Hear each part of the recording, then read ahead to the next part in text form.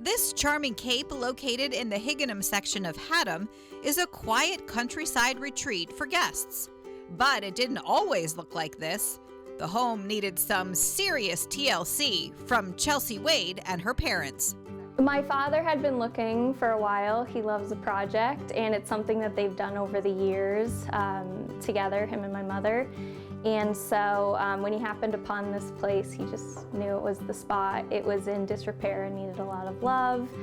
So the three of them got to work, each bringing something different to the table in terms of restoring this gem to its former glory. Chelsea is an interior designer and home organizer. So tell me a little bit about the history of the house. When was it built? So the home is a 1780 cape. It's on 14 acres, and it was originally part of a working farm. When the Wades bought the home in 2021, they did a complete gut job, which revealed some incredible 18th century features. We tried to keep as many original materials intact, and that includes the chestnut beams that you can see in the ceiling here. All of the original posts are still intact. All of the trim work that you'll see along the floors are original wood that came out of the house. We planed them and installed them into the house, stained them and color matched them where we needed to, but it's all original wood from the house. And then these ceilings were actually covered up by sheetrock, and so during the demo process, we discovered them and we knew that it was going to be a standout design feature of the house. We decided to keep them and then sheetrock around the remaining posts and beams. So, I mean, this is how the house stood up in 1780. Correct, yes. It's amazing. Yeah. Yes, yeah. Carpet was covering up the original floors. We cleaned up the floors, repaired them where needed, and then painted over them. And so most of the floors in the home are still original. So during the demo process, you actually uncovered this gorgeous fireplace. That's correct. This is actually original. This was in the fireplace, but around it, it was bordered with millwork and other cabinetry, and there was a mantle on the wall as well. And so during the demo process, we uncovered this beautiful fieldstone chimney. It's original, 1780. They hired a mason to mortar all of the rock, and on the other side is a hearth. Is this where they would do their cooking? This is where they would do their cooking. There's a beehive stove in here. We just use it as a quiet place to enjoy morning coffee now.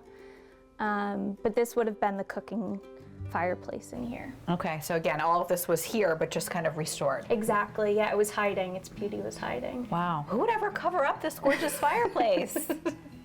I know, it's amazing. Obviously, this kitchen looks a lot different now than compared to 1780. Absolutely. Back in the day, there weren't these modern amenities that we have now. We wanted to keep the kitchen simple but elevated.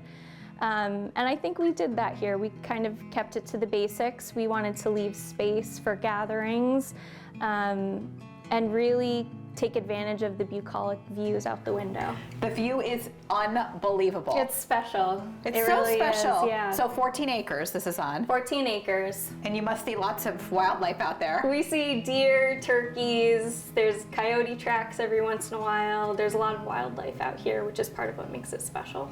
And this gorgeous pantry area also needed a big overhaul. It did. There was some broken, kind of unloved shelving in here, and we wanted to add some storage and kind of use it as an extension of the kitchen.